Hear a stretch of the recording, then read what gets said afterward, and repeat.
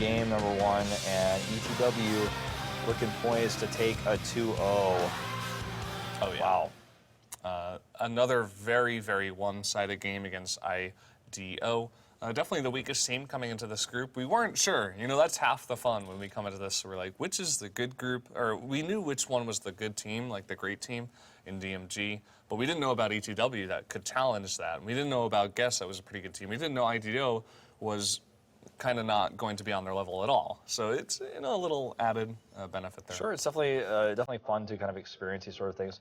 Let's take a look at this replay. Let's kind of break down basically how IDO got Shrek'd, but to put it perhaps in a nicer way. He almost made me spit out my T-Wolf.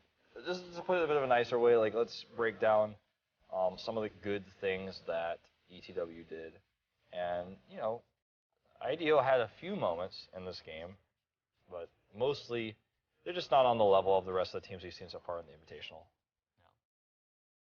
We see them kind of trading here a bit, but they move out when they have the advantage, and then they move in when they don't. You know, like when Scarf comes in, they move in to eat like a 3-man fire group and just take a huge amount of damage, and then they have to back out. And it's kind of awkward from there, but yeah, kind of just the Shrekination, as we mentioned before, and big fights coming out from ETW. Yeah. I mean, notice also Fortress's ult is not very helpful in this kind of position where you're behind, because I mean, yeah, it can help you fighting, you know, on top of everybody, does a decent amount of damage, but you know, one of the best things about Fortress's ult is that it can help find enemy heroes. It can go into bushes to kind of reveal them, so you can initiate a fight that way. It's like a utility ult, you know. It does a little bit of damage, as you mentioned, but it's not really about, you know, getting all these 3 wolves that are going to really help you kill people. That's why Fortress is played as a support most of the time. So. Yeah, that's why, you know, when ETW is basically just grabbing onto your throat, clawing at your throat the whole game, and you can't even breathe, dropping out Fortress's ult is not going to save you. You know, it's like you said, a utility ult more than anything else. Yeah, like, here was the moment where they got the big stun from Jewel onto Scarf right after the ult, went off, but then immediate Koshka ult onto Jewel. He goes down immediately, and then from there, I mean, it was already 11-1 at that point, so easy cleanup once they locked down Jewel, their big damage dealer. Things just get worse and worse as the gap in gold increases. They're more than doubling the gold lead at this point at 12 minutes in. Generally, when you're this far behind, you cannot be team fighting in the jungle. Like, what you're trying to do at this point is scrap together as much farm as possible to survive. You know, maybe they make a bad call at Kraken and you can kill one person and take a 3-on-2 fight or something like that. Or maybe you've got a big crystal power carry that needs a long time to build up, and you need to buy time. You need to buy that farm. Yeah. By the way, really nice reflex block there by Scarf to continue with his ult through the gauntlet. Yeah, that was really cool. And that's the kind of thing that, obviously, you know, at the highest level, you can nullify these incredibly powerful ults. And this is one of the first aces that we saw here at the end that cleaned things up. And this was the next one that ends the game, the next team fight there. And, well, we're going to go into game 2 very shortly, and I expect that we're going to see IDO struggle again, but maybe they can scrap something together. Yeah, it does seem like they improved. Funnily enough, I mean, they just lost 2-23, but I do feel like they're beginning to play more as a team and more passive and not just run around in the jungle. They're still taking bad fights. They're still not engaging when they have the advantage, but, I mean, they've obviously got a lot to learn. But I still feel like, to be positive, I have seen some improvement over the 6 games. Shaohui was showing us some just very questionable, like, I couldn't understand what Shaohui was trying to do in the previous series, but some of the things that we're seeing now, I mean, obviously a little bit better. So we're going to see a Cruel ban again, and a Rona ban, actually, this time, from IDO. They don't want Rona in the fray. Interesting choice. Let's see if they actually pick up Catherine here. Whoa. This is what the Observer client looks like. Hey, guys. Wait, that wasn't us. Now we're on the camera. I thought we were Chinese there for a second. Almost happened. I feel like we look so handsome, though. I mean, we're wearing the OGN clothes, right? I know. I look at this and I'm like, we're more handsome than them. Should we mention the flower again? I mean, it's pretty cool. It's a nice little flower. Yeah. I think my chair is lower than yours. I look pretty small. I mean, you are taller than I am. How tall are you again? 184 centimeters.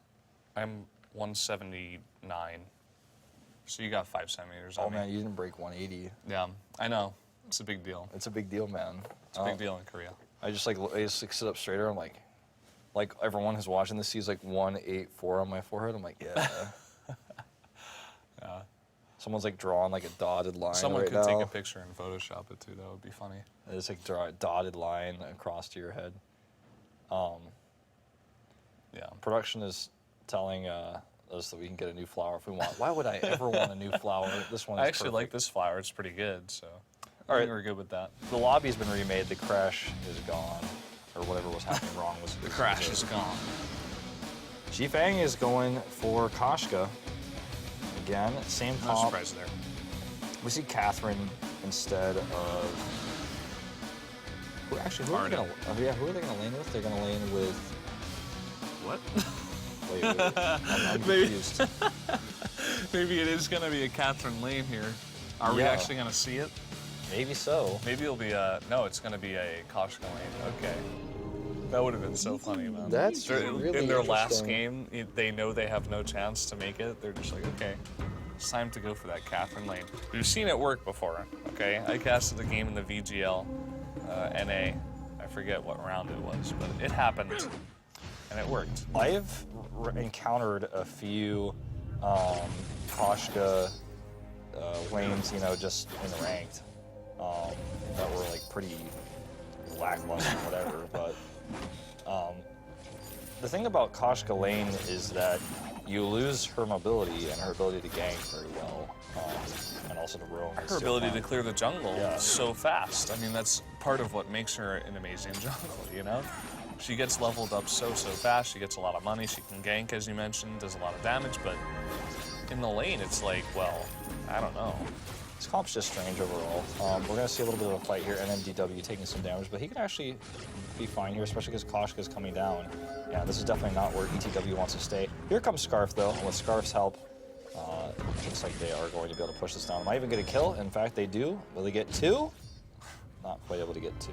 Shifeng's like, oh yeah, I'm level 2. Like, oh, I can't dive yet. What they can do is steal the jungle again. Looks like that's what's going to happen. Yeah. He's doing this thumb strap, by the way. I can't do this. Oh, they're both doing the thumb strap. Oh, I can't do that. Some people do that. You got an iPad mini, you couldn't do that. I tried doing that for the first few days I played, and everyone's like, no, how use your thumbs? I was like, oh. Yeah. Whoa, look at all those scout traps that just got wasted. That's not really going to do much. Oh, Jifeng wants it, and he gets it. Okay, so talking about the compositions again, I feel like with the damage that they have, or rather that they don't have, for IDO, oh man, Koshka goes down here again. Oh, it's gonna happen. Almost got a double kill there. They get like a 2-minute ace. I'm like, you can't get, like the spawn timer's like 2 seconds. You can't get an ace. With the comp that they don't have any ranged damage. They have Koshka. Their entire composition is melee based. And if you have that and Arden just zones you out and you just get blasted down by, Scarf, then things get nasty. I don't know what happened there. I was actually looking at the comps and talking. Scarf playing a bit cocky, getting too far up in the lane with no health, no energy, and Catherine was just like, okay, I guess I'll kill you then.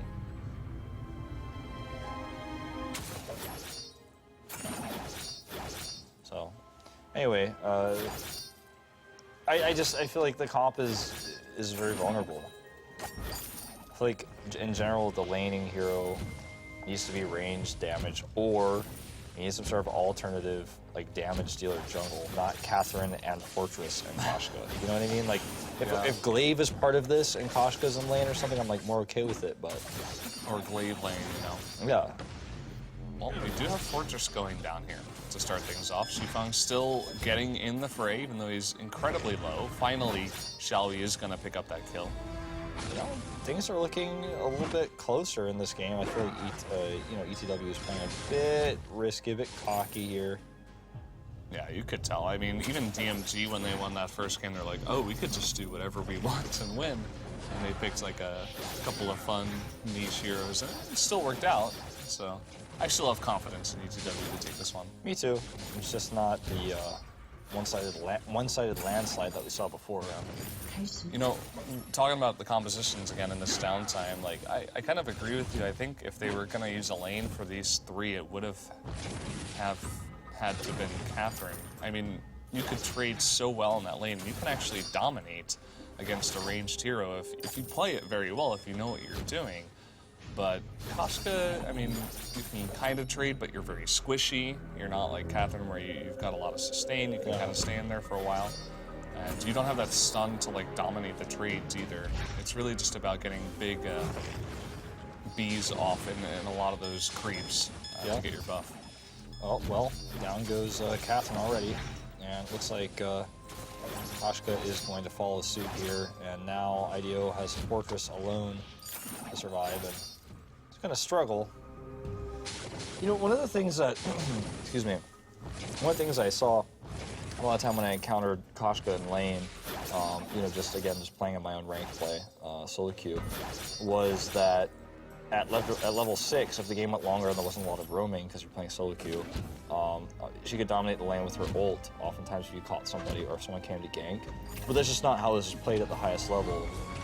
Once everyone has level 6, you're all roaming around all the time, and you can't go and clear a wave super easily. It's kind of risky. You don't have any ranged power to like carefully clear a wave. Yeah, and you have no escape either, really. Yeah, unless you've got like a mini wave behind you, you can jump on. You have your speed. You know, that's about it from your passive. And you know, it's something, but it's not everything. I mean, Catherine's just got a shield. She can use her Merciless Pursuit to get away as well. But either way, not going to be the way that IDO is going to play it. I feel like they shouldn't have picked this composition in the first place, to be honest. Yeah, I mean, I have to agree, but you know, they're professionals in this invitational. It's just that their choices haven't lined up for them just yet. And ETW with, at this point, a nearly 2,000 gold lead. The gold mine is still neutral. Funnily enough, to pick up the minion mine pretty early on here, Koshka from ETW going to pick that up. And they're probably looking to put some pressure on because there hasn't been a lot of too much action so far, so maybe just trying to push and get a favorable fight for themselves like this. And they're actually just going to jump straight into that gold mine. I guess they expect IDO to not expect this. Oh, Boycard gets caught, and this is bad news, especially with that Scarf ultimate. And now it's a 3v2. The minion mine, or excuse me, the gold mine did leash, but they can start it again. They have enough damage to knock this down very quickly, and they're going to get that early 250 gold payout. And go straight to the shop with that money. Got that paycheck. Yep. Don't spend it all in one place. In this case, spend it all in one place. That's exactly what they all did. It's like go. You know, it's like, Dad's like, no, you gotta spend it one at the shop in the jungle, one you go back and spend the other one. I'm like, no, spend it all in one place. That's the efficient way. Well, IDO looking to group up now in the lane.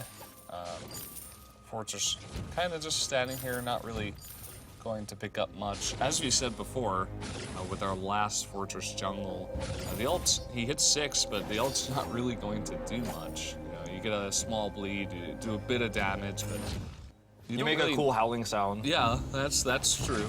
Yeah. If you were really into Vainglory Wolf, you could howl at the same time because you're a wolf. Yeah. That would be something you could do. Oh, Just saying. Look at how much damage Koshka's taking already from Scarf before even a real engage has happened. Oh, gets hit by that as well. Max range. Never lucky. Never lucky. Baby rage, man. Baby rage indeed. Well, here we are 8 minutes and 10 seconds in, and the jungle is about to get stolen from IDO. They're going to first of all lose their minion mine.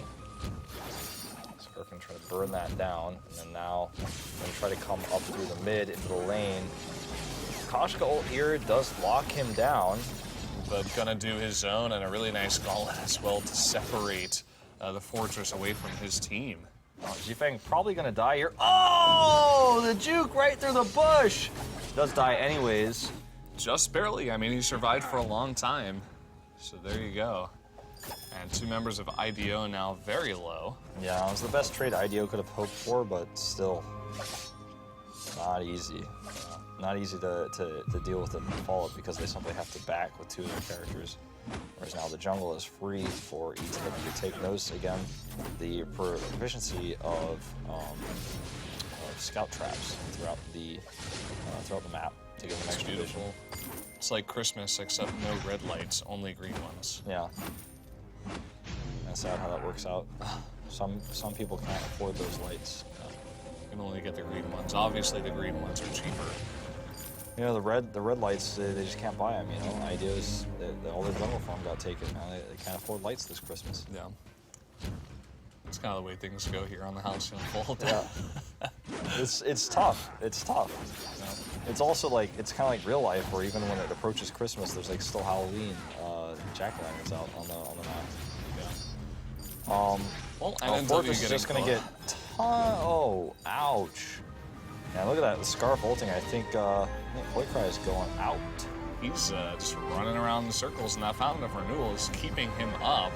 Xifeng wants the kill, but that would be a far dive. He's thinking about it, though. You can tell. Yeah, but I mean, they're basically proxying at this point. Mining, Yeah. They're getting the minions between the turrets. And the rest of these minions are going to come up and finish this turret off. That's going to force Catherine back. Oh, Catherine pretty brave here. Vainglory is back to full health, though. Oh, and that gauntlet is going to maybe save them here. Yeah, if we're just going for the ult here in the thick of it. But Catherine is going to go down. Scarf does fall, and Xifeng very low. Yeah, all he could hope for now is to just try to get away, but there are a lot of wolves on the chase. Oh, they barely go down there. He died to a scout trap. Not really sure how that happened. And he does get away. Somehow he gets away from the wolf. So there you have it. And Vainglory, as the follow-up, just going to try to push out the lane now. And being very slow about it. He's not pushing too hard, actually. He's trying to freeze it a bit, maybe get some farm. Just trying to, not push it too far, make it too dangerous. And that's pretty smart, actually, after all. And just going to continue here. We do have the gold mine about to finish up. And so that will give a big lead here so far to ETW. And there you go, 300 gold to every single member of ETW. And they are now up 4,000 gold in total over IDO. That's right. My throat is dead. Somehow. Trying to come back to Wolf life. died. He howled too hard. And he's slowly trying to regen his throat. We'll see if we can get back in here. Otherwise, it's the Valdez solo cast for now. I'm hanging in there. I'll be all right. Yeah, you're surviving. It's all good. So, looks like the lead has continued in my absence. Yeah, that it has. Picking up the minion mine once again, they've got both. And Xifeng is going to be jumped onto, as well as Scarf in the back, but having a lot of support, able to get off that ultimate. But a very nice stun this time around from Vainglory. And only the gauntlet will attempt to save them, but even at that, finally a stun coming out. Ernst just barely trying to get away here. Now Xifeng doing a ton of work by himself. Yeah, 2 left to go, and they're all very low. Yeah, A lot of bleeding, and Scarf goes down. Yeah, Ernst is going to go down. Those wolves are actually doing more work than I thought they would in this game. Trying to do their best. You'll notice the build from NNDW as well. He has double kinetic shield and a light shield and a reflex block. He doesn't even have boots. He's got tension bow for some damage. So basically what he does is he just survives throughout the entire fight. He's got some life steal in his kit as well, and he just doesn't take damage from magic. I mean, we talked about it before, but once again, running a double crystal power composition here for ETW. And NNDW is trying to take advantage of that. Yeah, it's definitely working out for them. Keeping Fortress alive. And those wolves as well hanging in there, doing all that extra burn damage. turning the tides of battle. And, you know, IDO's looking the best they've looked all day in this match right now. Yeah, for sure. I think part of that was ETW getting a little bit too cocky in the very beginning of the game. I think they could have, you know, shot off to a much bigger lead, but we're just kind of taking easy on the IDO. But we'll see if they can close this one out. They still have a pretty substantial lead in this one. Yeah. Fortress running back into that turret for safety. Their positioning here obviously kind of tells the tale of this game. You know, they're on the turret. Everyone else is hiding behind the turret. They can't even leave their base. Scarf's gonna go for the ult here. And it is gonna do a ton of damage. And oh, look at the Koshka ult follow-up. The gauntlet as well, and they're gonna get the ace and get the turret. And they might be able to get more than that. Yeah, they're gonna commit to this. Remix may go down. No, he's gonna back off. And they will get that turret, and it's pretty late in the game. They could get at least one more turret here, I believe. I think they're gonna try for it. 5 seconds left on Boy. And down goes the left turret. And I think they can actually just barely get this right turret and maybe try to force a fight. Maybe they can commit. No, I mean, all the minions are going to go down here. They couldn't backdoor. Maybe they'll just try to go for a fight, it seems. Yep, there's the ult on Fortress, which is actually going to help them stay alive a lot longer here. But just look at the damage. Scarf is left alone at the left, just doing so much extra damage, so much AoE. But I don't think this is going to end up being the right choice. Yeah, just pushing too hard. That was definitely not the safe choice, for sure. They're going to give up a free ace here to IDO. And the Kraken did just spawn, so maybe they could get a turret here, maybe go for the Kraken, but their lane is very pushed. They have neither of the minion mines. So I guess what they'll do is gather one of these minion mines and try to push out the lane, gather some more control of this map. Arden Remix bought a horn, so they might be looking to like run over there and just kill the Vein Crystal. Obviously, it's going to help them maneuver in a fight as well as chase. But that's pretty unusual. We haven't seen that yet today. It's a pretty funny item at that as well. I guess they're really looking for the picks here and hoping that IDO is not together, because if they are all together, you're not really going to be chasing someone like a Celeste in the back or a Scarf. I mean, all of the members of IDO are melee. They're going to be the ones fighting you in your face. You know, you're not really going to have to chase them. Well, this Kraken will probably just end the game, you know? They didn't actually get vision, they didn't actually contest this, and they're gonna lose it for free. They're just now checking. Way too late. Koshka gets Koshka'd. And that is gonna be it. Even with the gauntlet there, it was unnecessary.